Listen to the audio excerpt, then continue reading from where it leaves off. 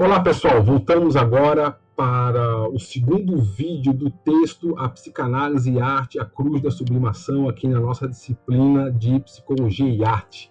Então, como a gente viu lá no primeiro vídeo, né, dando continuidade ao que a gente tinha visto lá no primeiro vídeo a gente viu que, de modo geral, né, a psicanálise ela vai considerar, ela vai atribuir a arte como sendo um processo de sublimação, né, o próprio Freud vai falar isso, mas aí, o autor lá desse texto, né, ele vai colocar, mas que isso não era bem uma constância, porque a gente vai ver muitas variações ali nas obras do Freud, né? Aí ele vai citar algumas obras além do Freud, onde o Freud faz argumentações, ele faz afirmações sobre a arte que não estaria bem claro aí sobre a questão de que a arte seria puramente um processo sublimatório, né? E aí vai falar, inclusive, que a arte e a psicanálise elas vão se cruzar por meio da imagem, né? A imagem vai ser o ponto central aí que vai unir tanto a psicanálise, principalmente por questões lá da produção onírica, do sonho, né? Que a gente sonha por imagens, o inconsciente, a linguagem do inconsciente ela é imagética, né? E a arte, basicamente, ela vai produzir, né, por imagens, né? Claro, tem vários tipos de arte, a música, por exemplo, não tem imagem, mas assim, de modo geral, a imagem é algo que está muito central aí na arte, né? E aí, por conta disso, inclusive, que o Freud vai começar a estudar a arte, interpretar a arte por meio de imagens, mais especificamente por meio de quadros, né? E aí a gente falou ali um pouquinho da análise que ele fez lá do quadro do Leonardo da Vinci, né? A Madonna e o Menino e a Santa Ana, né? E que aí deu aquela análise foi meio ruim, porque foi visto que, né, o Freud se equivocou ali naquela interpretação que ele faz, principalmente porque ele confiou numa tradução equivocada, né? Onde um sonho lá do Leonardo da Vinci, onde na tradução dizia que o Leonardo da Vinci teria sido visitado por um abutre durante a noite, e depois a tradução correta que não era um abutre, era um milharfe, né? Ou um corvo, uma coisa assim. E aí toda a interpretação do Freud meio que ficou pendenga, vamos dizer assim, né? Porque a base era que o animal era um abutre, né? E aí quando a tradução a gente viu que não era um abutre com que o Leonardo tinha sonhado, a interpretação do Freud do artista, né? Ficou, ela balançou, vamos dizer assim, né? E aí isso pegou muito mal. Aí o Freud parou um pouco de interpretar obras de arte. Depois ele vai voltar, e aí ele vai fazer, a partir de então, ele vai começar a fazer a interpretação da obra e não do artista, que é o caso que ele vai fazer quando ele vai interpretar o Moisés, né? Foi feito por Michelangelo. Ele não vai fazer uma análise do Michelangelo, ele vai fazer uma análise da escultura, e aí ficou muito boa, até falei para vocês, né? É uma análise que eu considero muito legal, a gente vai ver mais à frente da disciplina, quando a gente for ler o livro lá do Moisés de Michelangelo. E aí, basicamente, o que ele vai interpretar lá do Moisés é que aquilo ali seria uma projeção, né, dos conflitos internos que o Michelangelo estaria sofrendo, vivendo lá no momento que ele estava construindo aquela escultura, né? E a gente vai ver isso depois na disciplina, não vou dar spoilers maiores agora. Né? E aí, a partir de então, houve um grande interesse pelos psicanalistas lá de interpretar a obra de arte, aí veio o coqueluche, todo mundo queria interpretar a obra de arte e tal. E aí, tudo bem, todo mundo, né, vão ter livros aí sobre a psicanálise e a arte e tal, só que o problema é que, no geral, todos eles acabavam falando que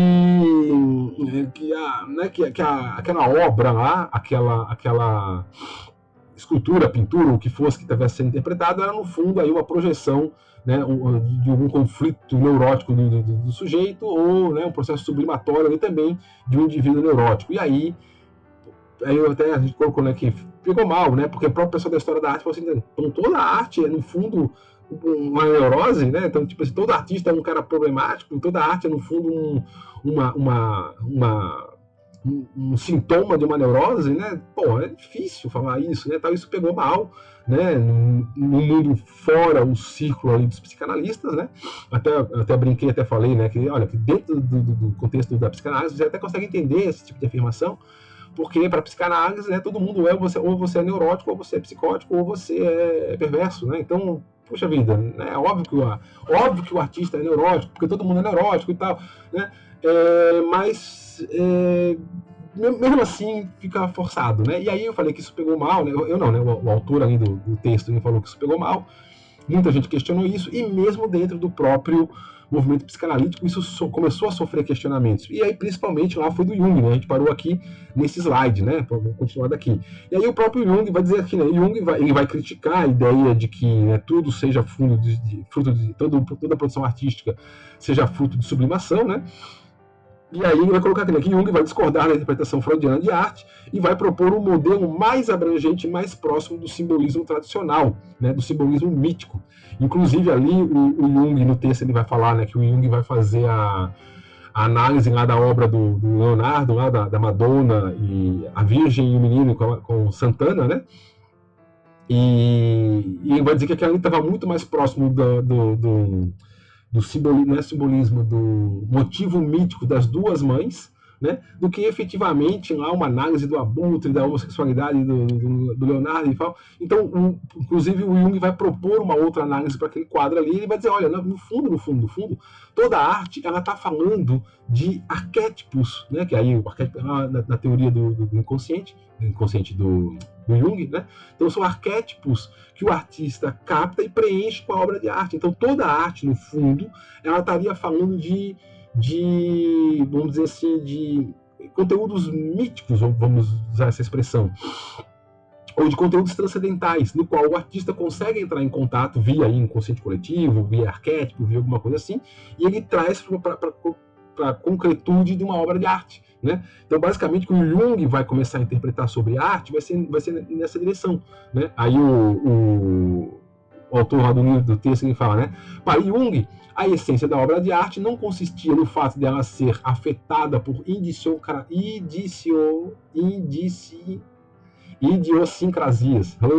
idiosincrasias pessoais, mas elevar-se acima do pessoal e falar ao espírito, como está aqui, ó, falar ao espírito e ao coração da humanidade, né? Não devendo ser tratada como uma neurose. Veja, é aquilo que eu estava falando antes aí. O que o Jung vai dizer? Olha, não dá para você dizer que a arte ela é fruto de uma sublimação, uma projeção de um conflito neurótico, porque senão, pô, toda arte, então, ela é uma neurose, todo artista, então, ele é neurótico, ele é problemático. Não é isso. Né? A arte, ela transcende. A arte, meio que ela capta algo, como ele vai falar ali, né? Leva-se acima do pessoal e fala ao espírito e ao coração, não do indivíduo e da humanidade. Então, o que o Jung vai estar falando assim é que a arte, ela capta, ela não capta, né, elementos da idiosincrasia, da vida, das pendengazinhas pessoais, ali, das mesquinharias individuais de cada sujeito. Não. Né? O artista, quando ele vai produzir uma obra de arte, ele se eleva, ele vai acima do mundano ali, do vulgar da própria existência dele, e ele acessa, né, conteúdos mais importantes, que é a questão ali dos arquétipos do inconsciente coletivo e tal. Né? Então a arte teria que ser entendida como algo mais transcendental e não como uma neurose, né? Ok, bacana, realmente a gente dá para entender, né, que sim, né, eu acho que, inclusive concordo com o Jung, eu acho que tem muitos elementos disso daí também, só que o problema é que aí o Jung ele faz a mesma coisa ao contrário, né? Ele vai dizer toda a arte ela é então uma elevação do espírito, uma manifestação de um conteúdo mítico por intermédio de um arquétipo que o cara... E aí também meio que é forçar a barra, porque você fala, é igual o Freud, você fala a mesma coisa, só que do outro lado. Né? Então, como a Freud vai dizer que tudo é sublimação, aí o Freud vai dizer, o Jung vai dizer não, que tudo é uma manifestação arquetípica mítica, mitológica, né, da essência da humanidade. E também não é assim, porque, de novo, você vê, sim, muita obra de arte, como é o caso lá do Moisés do Michelangelo, né, você vê ali, sim, uma projeção dos conflitos do cara ali e tal. Então, de novo, forçou a barra, só que pro outro lado, né? Mas, de novo, né, ele já mostra um outro entendimento dentro aí do cabedal psicanalítico / psicologia analítica, né, que seria a psicologia do Jung aí, né, que não é só apenas uma questão de uma sublimação, né. Aí eu coloquei até aqui, né, porém muitas pessoas se opõem à teoria do Jung por considerá-la tão reducionista quanto a teoria do Freud, só que do outro lado, né, do lado metafísico espiritual, aquilo que eu tinha falado, né. Então o Jung ele dá uma outra visão, que beleza, ele dá uma outra visão, só que aí já é tudo isso, né? Toda a produção artística, toda a arte, ela é no fundo aí uma manifestação metafísica do espírito humano. E também não dá, né? Não dá para você dizer que toda a arte é assim, né? Assim, né, podemos ver, como argumenta Laplanche, que a sublimação é certamente uma das cruzes, né, em todos os seus sentidos da psicanálise. Isso aqui que eu tinha falado lá no vídeo anterior, que eu falei que o autor do texto aí, ele pega, né, uma citação do Laplanche para usar aí como título do artigo dele, né, que é a cruz, né, a cruz da sublimação, a psicologia e a arte, a cruz da sublimação, né, que é isso aqui, ó, né, a sublimação acaba sendo a cruz, né, da psicanálise em todos os seus sentidos. Eu tinha até falado lá no outro vídeo, né, ela é um local onde tudo se cruza, né, onde os embates começaram efetivamente a ser travados, né, no caso mais especificamente aí do Jung com o Freud, e ao mesmo tempo ela acaba sendo uma cruz, que ela acaba sendo um peso para a psicanálise, porque toda a explicação para tudo que se realiza no mundo então é sublimação, é pesado, né, é forçado, né. Então, de novo, é interessante como realmente o conceito de sublimação amplio isso, não só da sublimação, mas também o conceito de pulsão de morte, que vai ser mais à frente, né, que o Freud vai também ter muita briga por conta da ideia da pulsão de morte, né? Como isso acaba sendo um local onde se cruzam muitos conflitos dentro do mundo psicanalítico, né? Então, a polêmica entre Freud e Jung, buscando entendimento sobre o sublime, né, sobre o que é o belo, para a formulação de uma estética psicanalítica, ela ainda é algo em aberto. Tá? Então, de novo, não foi batido o martelo. Né? Então, até hoje, digamos assim, essa discussão sobre a estética da psicanálise, a gente vai, inclusive, depois, mais para frente, ter uma aula só especificamente aí sobre a questão da estética psicanalítica, né? Ela está aberta ainda, né? Ninguém bateu o martelo e disse, é isso, né? Porque esses conflitos, eles nunca foram resolvidos, né? Freud coloca um posicionamento, o Jung coloca outro posicionamento, a gente vai ver que o Winnicott vai falar outra coisa, o Lacan vai falar outra coisa, né? Outros autores vão falar outras coisas, e essa discussão ainda está em aberto, né? Então, nas décadas que se seguiram, deixa eu tomar um golinho d'água aqui, muitos teóricos realizaram uma tentativa de aprimorar os estudos, né, de modo a produzir um conhecimento que legitimasse uma compreensão psicanalítica da obra de arte, então, e da produção artística, né? Então, posteriormente a isso, né, essa treta inicial, vamos dizer assim, outros teóricos, outros psicanalistas tentaram ainda, né, tentaram e tentam até hoje, né, vamos dizer assim, resolver essa questão, resolver esse impasse. Esse próprio texto aqui, de certo modo, ele é um pouco disso, ele é um pouco dessa tentativa, né? E aí, claro, aí o autor aí vai citar vários autores ali que vários teóricos, né, que vocês leram ali no texto, muitos até desconhecidos, eu não conheço boa parte daqueles autores ali que ele cita no texto, né, que tentaram propor, então a arte é isso, a arte é aquilo, tal, e eles vão fazendo essa proposição aí, mas aí dos quais, né, cabe a gente destacar aqui os mais, não é mais relevantes, mas os mais conhecidos, né, que seria, por exemplo, aí o Winnicott e o Lacan, né. Aí que vai colocar lá, né, que o Winnicott, né, com o seu processo transicional, vocês ainda vão estudar o que é isso aqui, tá? Eu sei que vocês ainda não viram o Winnicott, não sabem o que é isso aqui, mas não se preocupe, eu vou dar uma explicaçãozinha rápida aqui, e vocês vão estudar esses conceitos depois mais para frente, tá? Em outras disciplinas, não na minha, tá? O Winnicott, com o seu processo transicional, né, coloca a imaginação, ou seja, a criatividade, né, como resultado de uma ligação precoce do sujeito com o objeto transicional, né, que serve de ponte entre o familiar e o estranho, conferindo um sentido de realidade e identidade quando da separação da mãe. Esse processo não termina na infância, continuando posteriormente no jogo, na fantasia e nas elaborações estéticas. Bom, o Winnicott, é um autor que vocês vão estudar mais para frente, e ele tem um conceito interessante, que é esse aqui, que é o conceito do objeto transicional. O que o Winnicott fala sobre o objeto transicional? O que é o objeto transicional? O Winnicott vai dizer assim, existe um momento, né, na vida de todo mundo, quando você é bebê, que você meio que você se separa da mãe, você tem que se separar da mãe, não dá para você ficar eternamente grudado ali no corpo da mãe. Então, aos poucos, a criança ela vai aprendendo a ter uma independência da mãe. Só que esse processo ele não é isento de angústias, ele não é isento de sofrimento. A criança, imagina, você tem medo, imagina, hoje adulto é fácil dizer, a mãe está em casa, eu estou na escola e tudo mais, mas quando você é bebezinho lá, tem alguns meses, alguns anos de idade, 2, 3 anos de idade, se separar da mãe é uma coisa que causa muito sofrimento, muita angústia, né?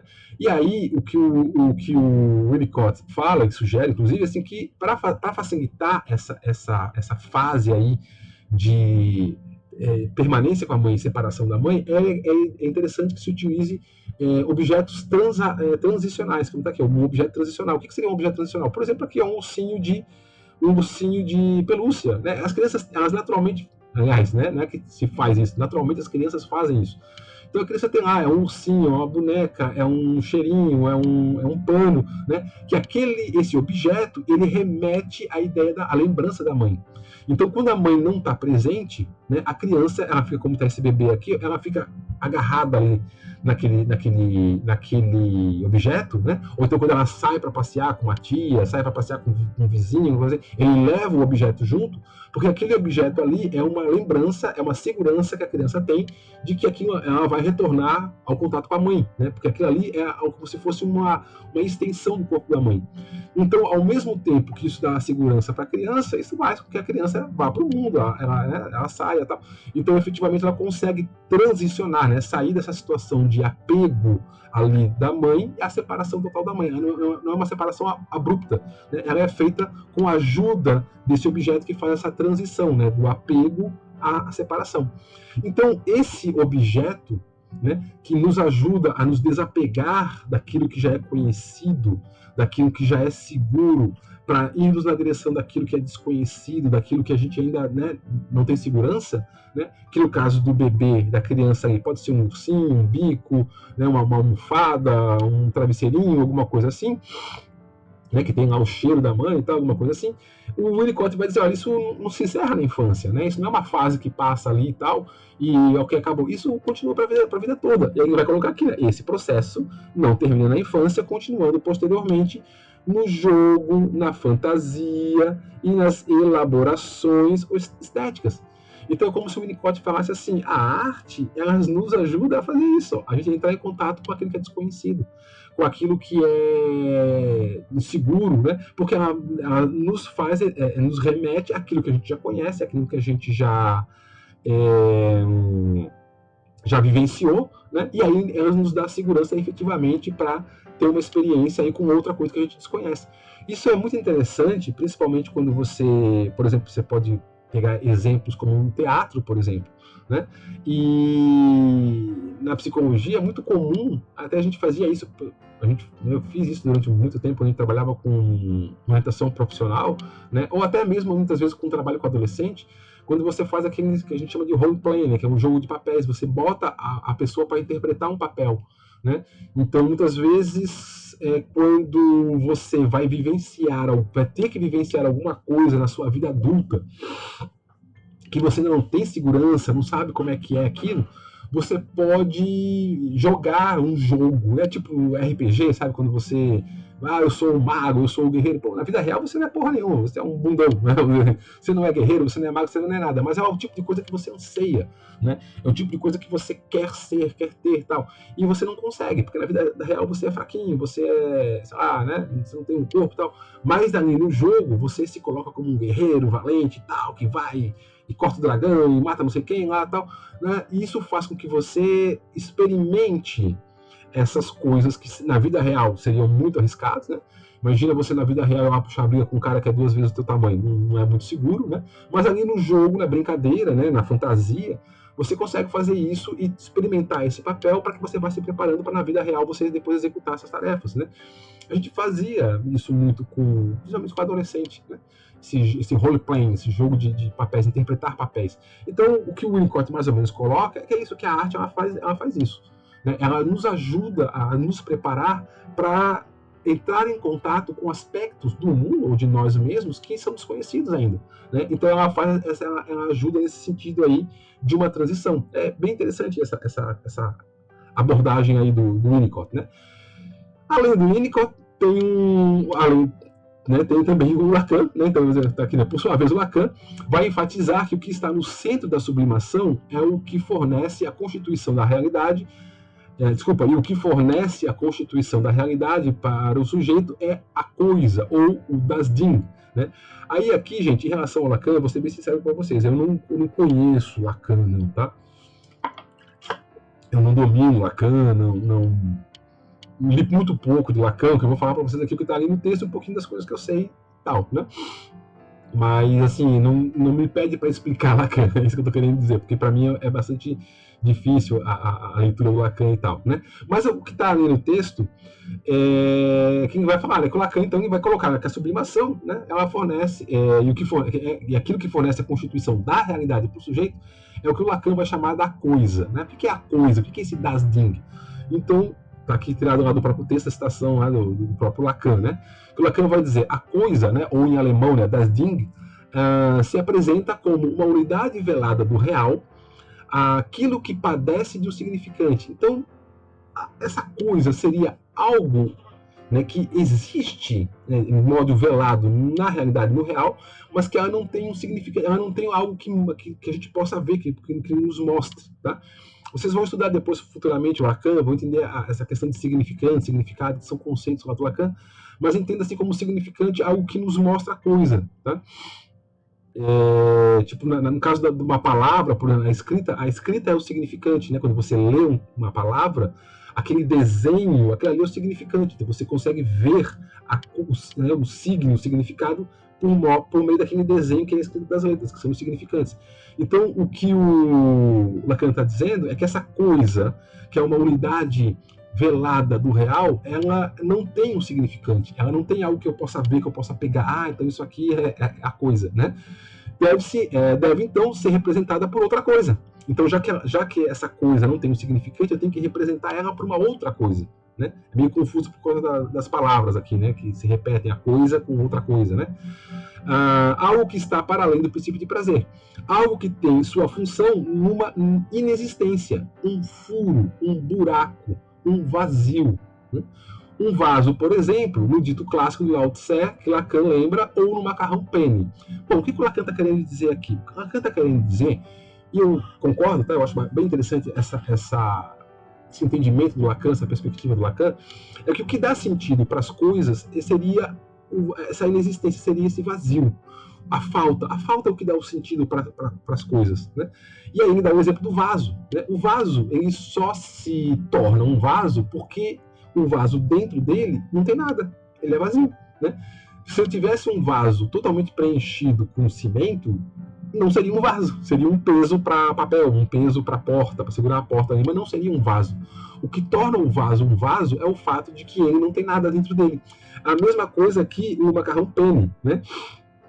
Ele vai dar o exemplo aqui do macarrão penne. Macarrão penne, não sei se vocês sabem, aquele macarrão redondinho, que furadinho, né? Que é um canudinho assim, furadinho, né? Então, assim, o que é que dá sentido? O que é que faz o macarrão penne um macarrão penne? É o fato de que ele é fechado, né?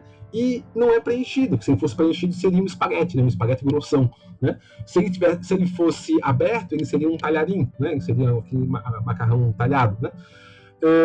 Mas como ele é fechado ali dentro dele, e dentro dele não tem nada, ele é um macarrão penne. Então, o que dá o sentido para o macarrão penne é o fato de que ele não tem nada. É a mesma coisa uma flauta. A flauta, você só consegue ouvir o som, né, da flauta porque a flauta ela é oca, né? Então, muitas coisas, aí, né, o vaso, a flauta, o macarrão, né, elas são estruturadas em torno do vazio. E aí o que o Lacan mais ou menos vai dizer é que nós somos a mesma coisa. Nós também temos uma falta dentro de nós temos né, que vai falar da coisa, uma coisa dentro de nós, que a gente não sabe nem dizer o que é, a gente não tem um significante, a gente não tem algo para dizer, é isso que me falta. Eu não sei o que me falta, eu só sei que eu tenho um buraco dentro de mim, né? Eu, ser humano, todo mundo, né? E o que me torna eu são as minhas tentativas de lidar com esse buraco, ou de tampar esse buraco. Tudo que eu faço na minha vida, né, ao longo da minha existência, são movimentos de tentar aplacar esse buraco, essa falta, esse vazio que eu sinto dentro de mim. E aí, as minhas tentativas de fazer isso acabaram estruturando aquilo que eu vou chamar da minha personalidade, a minha vida, né? Eu fui estudar alguma coisa, eu fui trabalhar em determinado lugar, eu fui namorar com determinada pessoa, ou eu não tive namorada. Então, todas as minhas ações que eu faço na minha vida, elas giram em torno dessa coisa, né? Que não tem um nome, que não tem um significante, que não tem um sentido, né? Mas é isso que dá sentido para a minha existência, né? Então a arte, como eu vou colocar aqui, a arte então é uma tentativa sublimada de dar forma a esse vazio. É isso que está falando, não só a arte, né? Tudo que eu vou fazer é uma tentativa sublimada de dar forma a esse buraco que eu tenho dentro de mim, esse vazio que eu tenho dentro de mim. Qual o problema disso daqui? Né? Problema nenhum, eu até concordo, eu acho bem interessante essa visão do Lacan. O problema é que ele volta para cá, ele volta para a sublimação. Então, na verdade, em última análise, a arte continua sendo uma sublimação, não uma sublimação aí das pulsões sexuais, lá como o Freud falaria, mas uma tentativa de dar uma estruturação para esse vazio, uma forma de eu conseguir né, como fala aqui, da forma, né, de fazer uma estruturação ao entorno desse. A arte seria isso, né? Então, toda a produção artística ela seria uma forma do artista tentar tampar um vazio que está dentro dele. Então, a gente volta lá para o mesmo problema da interpretação freudiana, né? Então, para Lacan, não só a arte, mas também a ciência, a religião, né, formas clássicas de sublimação, seriam modos de dar sentido às tentativas de organizar essa coisa. É verdade. Né? De novo, eu não acho que esteja errado, eu acho que até faz bastante sentido e tal, mas de novo você cai lá no probleminha inicial, porque tudo então é uma sublimação. Né? A religião é sublimação, a ciência é sublimação, a arte é sublimação, tudo é uma tentativa de dar sentido para esse vazio existencial que a gente tem. De novo, dá para você interpretar assim? Dá para você entender assim? Dá. Né? Eu não acho que seja assim tão absurdo fazer esse tipo de análise, vamos dizer assim, né? ou de entendimento, né? Mas o problema é que, do mesmo modo, ele acaba sendo forçado, né? Como está aqui, ó, essa coisa, essa aqui é uma citação do Lacan, né? Essa coisa da qual todas as formas criadas pelo homem são do registro da sublimação, não, essa coisa da qual todas as formas criadas pelo homem são do registro da sublimação, será sempre representada por um vazio, ok? Né? Toda a arte se caracteriza por um certo modo de organização em torno desse vazio. Ok, de novo, ok, eu acho que não tem problema nenhum. O meu problema com Lacan tá aqui, ó, quando ele vai falar, isso aqui é toda, né? Que aí, de novo, aquilo que eu já tinha falado lá no vídeo anterior. Você cai no reducionismo. Tudo, então, é isso, né? Toda a produção artística, então, é uma tentativa de você tampar esse vazio existencial que você tem dentro de você. De novo, força, né? É o mesmo problema do Jung, né? É o mesmo problema do Freud, então recai naquele problema, né? Mas enfim, né? Essa aqui é uma concepção, é um outro entendimento, que é o entendimento aí feito pelo Lacan, né? Que o autor ainda está colocando no texto. Então, desse modo, para Lacan, não é a frustração que está na base da sublimação, né? Mas sim o vazio, né? Porque para Freud seria a frustração, né? Eu sou impedido de realizar a minha pulsão sexual, então eu desvio a minha pulsão e realizo ela na arte, por exemplo. Aí para Lacan não seria a frustração, mas seria o vazio, seria essa coisa do eu estou desejando, mas estou desejando o quê? Eu não sei, né? Assim, a arte se estruturaria também em torno desse vazio. E para ilustrar isso, ele usa o exemplo do quadro aqui, Os Embaixadores, do Hans Holbein, né? E aí, esse aqui é um exemplo, eu não li, tá, o livro do Lacan, eu não sei como é que o Lacan analisa isso aqui, tá? Estou só pegando a perspectiva que está ali no texto, né? Mas ele usa esse quadro aqui para ilustrar Os Embaixadores. A essa altura do campeonato, eu acredito que eu já mostrei esse quadro para vocês em sala, a gente já discutiu sobre esse quadro em sala, então me desculpa aí quem está vendo só o vídeo, né? Mas, enfim, faz parte, né? Então, qual é o grande motivo aqui deste quadro? Como vocês já viram, eu já devo ter mostrado esse quadro para vocês, o grande motivo está aqui, ó. Eu vou circular aqui, ó, tá nessa parte aqui. Opa, não dá para. Aqui, ó. Vocês conseguem ver aqui que eu estou passando com o mouse aqui, ó. É aqui embaixo, essa coisa estendida que está aqui, ó. Né? Estou passando o mouse aqui, ó. Né? Epa, fugiu. Aqui, né? O foco do quadro, o nome do quadro é Os Embaixadores. Os embaixadores são esses dois que estão aqui, né? Mas o quadro, quando você olha para ele não gira em torno da figura dos dois embaixadores. Que a hora que você vê esse quadro, imediatamente, o que chama atenção é esse troço aqui no meio. Que é isso, né? Que coisa é essa? Né? Você olha para o quadro, você vê duas pessoas aqui, tá, mas imediatamente o teu olho já é jogado para você ver essa coisa esticada. Que porcaria é essa? Enfim, você já viu o quadro, né? Eu já mostrei para vocês em sala. O que é isso aqui? Isso aqui é um crânio. Né? Para quem está vendo o quadro pela primeira vez aí, você provavelmente não deve estar vendo um crânio aqui, né? Eu que já vi, né? Você vê direitinho, mas é porque esse crânio ele está em ângulo, você não consegue ver o crânio olhando de frente. Você teria que estar com o quadro a sua direita em cima e olhando para ele de baixo para cima. Se você olhar de baixo para cima, né, aqui, ó, vou botar uma setinha aqui. Se você olhar para ele assim, nessa direção, né, de baixo da esquerda para a direita para cima, você olhar aqui, ó, botar a seta aqui, ó, nessa direção aqui, você tem que olhar de baixo para cima, assim você não consegue ver.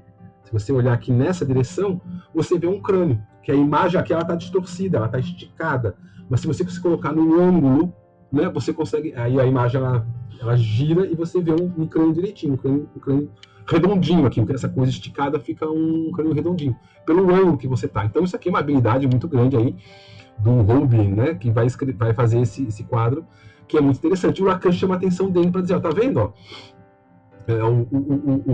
A arte vai se estruturar em torno do vazio, né? Assim como esse quadro inteiro ele vai se estruturar em torno dessa imagem aqui que você não consegue ver, que você não sabe o que é, né? Mas você percebe que tem alguma coisa que está ali e tal, né? E por que o Robin vai fazer esse crânio então ali, né? Que o Lacan vai utilizar, né? Ele vai dizer ali, esta é uma obra, né, de 1533, época em que a Europa havia passado por toda uma reviravolta. Seu autor, o Hans Robin, né, pintou o embaixador Jean de Dinteville e Georges de Selve, né? Esse aqui deve ser o Jean, esse aqui deve ser o Georges, né, que era o bispo de Lavois, né? Que ocasionalmente foi embaixador na França, no Sacro Império Romano-Germânico, na República de Veneza e na Santa Sé. Olhando a pintura de frente, aquele que eu tinha falado antes, né, logo abaixo podemos ver um objeto anamórfico, que está aqui, né, está de novo aqui, está aqui, o objeto anamórfico, né, que não tem forma. Mas se observarmos por um outro ponto de vista, ou seja, na diagonal, o observador terá a chance de ver um crânio, né? Ainda que o crânio seja obviamente entendido como um vanitas ou um memento mori, não está claro porque o Robin lhe deu tal proeminência nessa pintura. O que é um vanitas e um memento mori? Só para vocês entenderem. Um vanitas, traduzindo do latim, vanitas significa vaidade, efemeridade, vacuidade, tá? E representa isso, é uma representação de algo que é efêmero, algo que é vaidade, né? Lembra lá do Salomão, a vaidade das vaidades, tudo é vaidade, né? Então a vida é vaidade, é vacuidade, né? E memento mori é uma expressão também em latim, que era na época do Império Romano. Depois me pede para contar essa história em sala de aula, que eu conto essa história todo dia direitinho para vocês. Mas na época do Império Romano, quando um general ele tinha uma grande vitória em batalha, agora eu não vou lembrar o que o cara tinha, quais eram as vitórias que ele tinha que ter e tal, ele tinha direito a ter um triunfos, agora não vou lembrar direito do nome, é triunfos romanos, uma coisa assim, que enfim, era um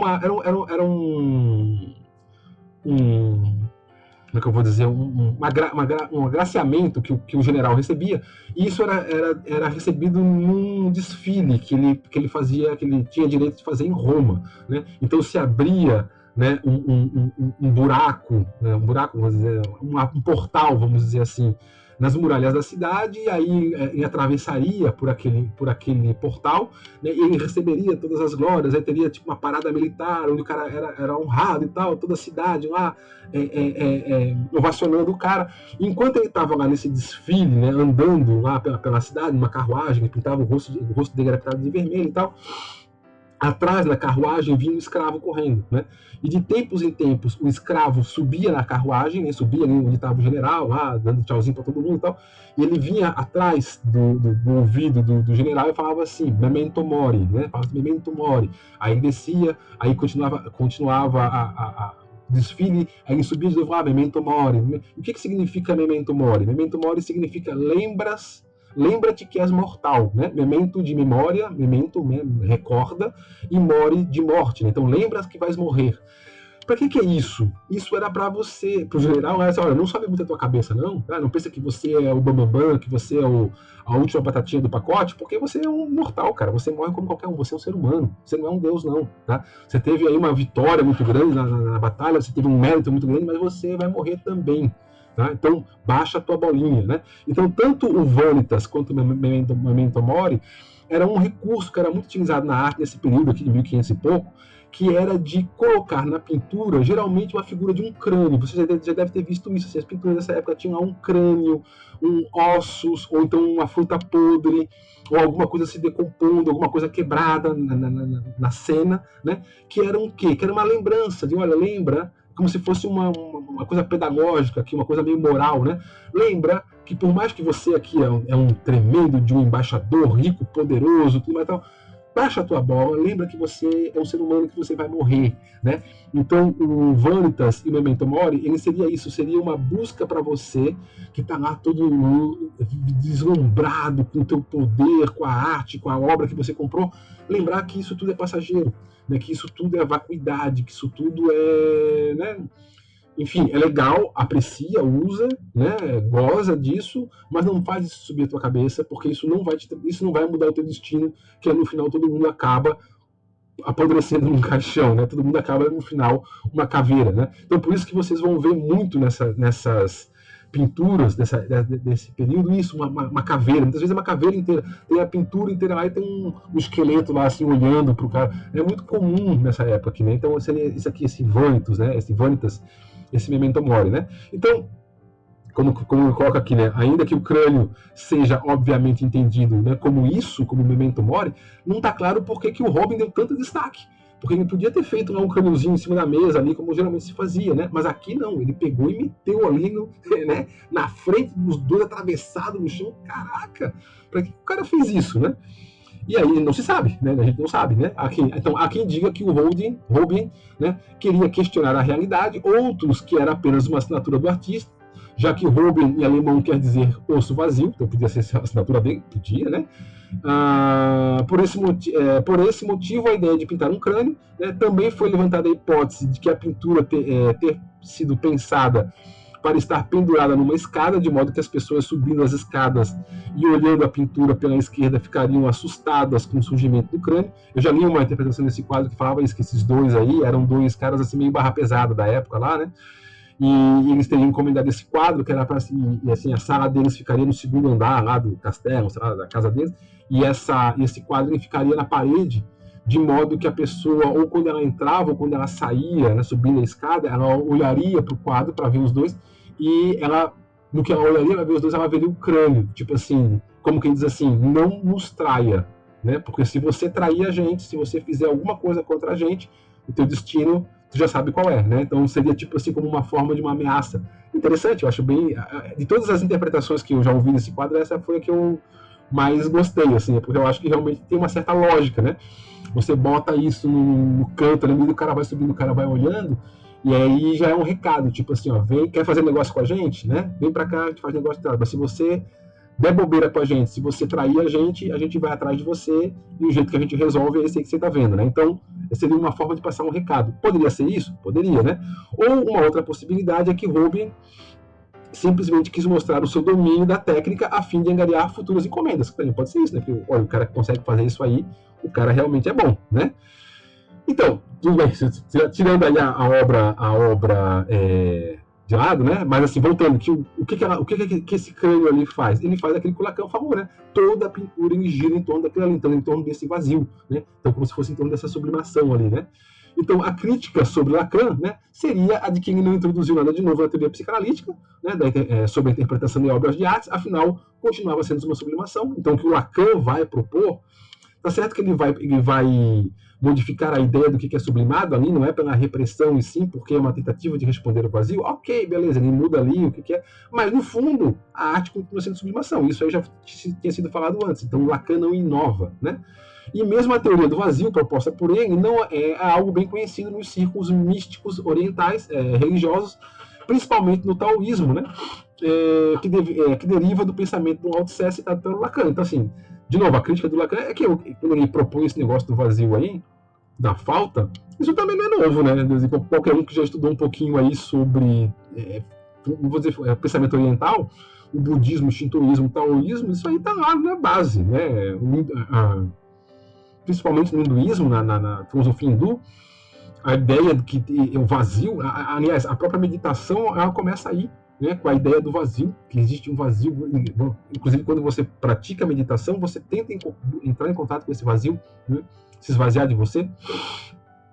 Então a crítica para o Lacan, da fala do Lacan, é que ele não botou nada de novo, né? Seria isso. Ele só reescreve, né? Ele só propõe uma outra coisa, mas ele não mudaria.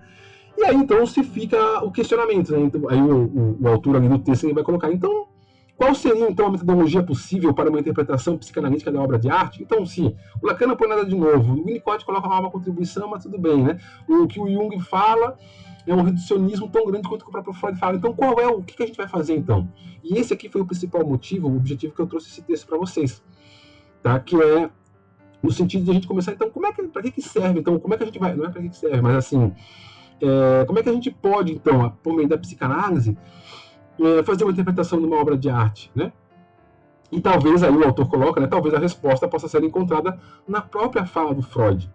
Que é isso aqui, ó. Em consequência do caráter especial das nossas descobertas, nosso trabalho científico em psicologia consistirá em traduzir processos inconscientes em conscientes e assim preencher as lacunas da percepção consciente.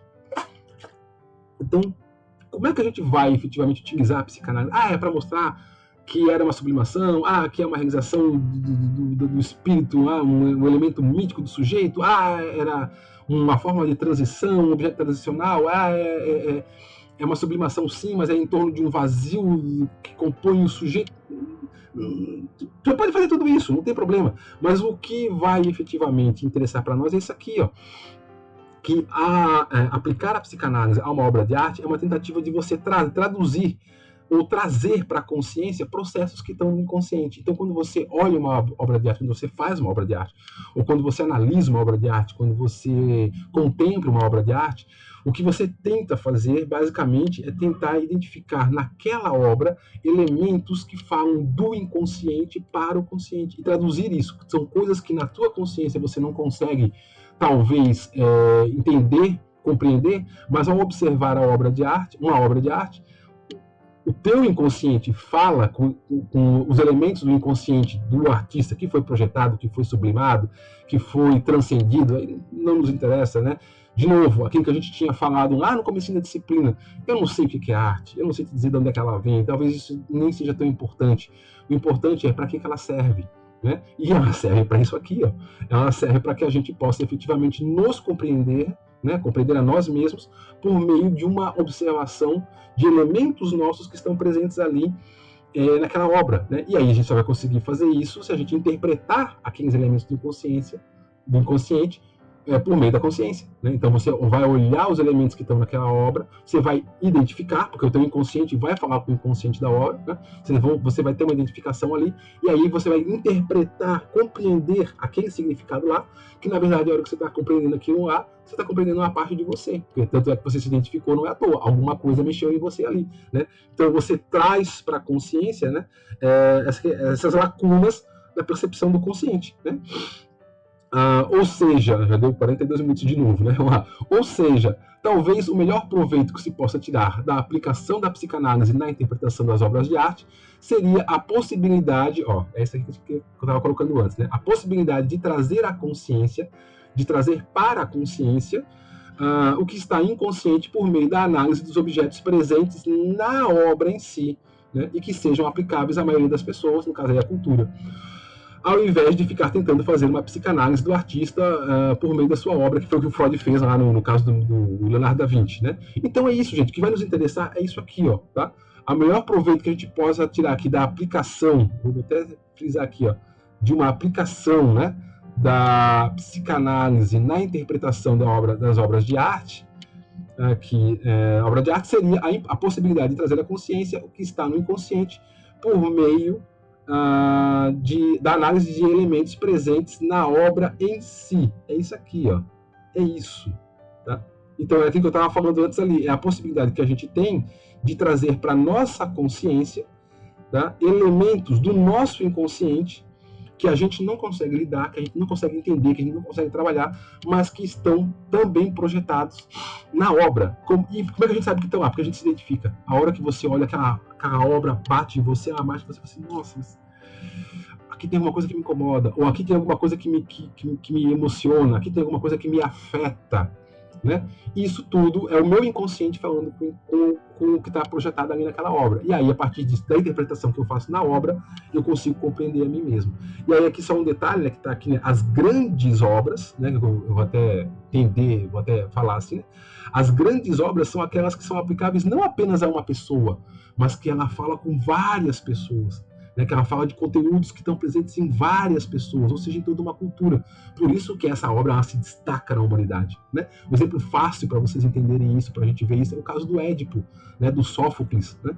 Por que aquela peça de teatro ela foi feita lá na Grécia, né, 2.500 anos atrás, e até hoje a gente continua reproduzindo ela em teatrinho de colégio aqui no Brasil e tal, porque ela bate, ela fala de algo que é presente em você, em todo mundo, né? Então é uma obra que fala de um conteúdo que é meio que universal em todas as pessoas, né? Portanto, em toda a cultura. Por isso que ela se torna uma grande obra de arte e não apenas uma obra de arte, uma obra pequena, né? O que vai diferenciar, né, nesse caso, uma grande obra de arte de uma obra de arte pequena é que ela tem a capacidade de falar com muitas pessoas e não com uma, ou duas, ou três, ou muitas vezes só com o próprio artista, né? Que a gente tem aquelas obras que o cara faz e todo mundo olha e diz, tá bom, né? Tá bom. Se você gostou, que bom que você gostou e tal, né? Certo, gente? Então, por hora era isso, deu 45 minutos já, de novo, né? Anotem as dúvidas aí, leiam, releiam o texto, acho que agora ficou um pouco mais claro, né? Com a minha fala, os conteúdos que estão apresentados lá no texto, mas qualquer dúvida, né, de novo, anotem, e aí na próxima aula, quando a gente se encontrar presencialmente, aí a gente conversa melhor e tira qualquer dúvida, tá bom? Então, de novo, bons estudos, até o próximo vídeo, até mais e tchau!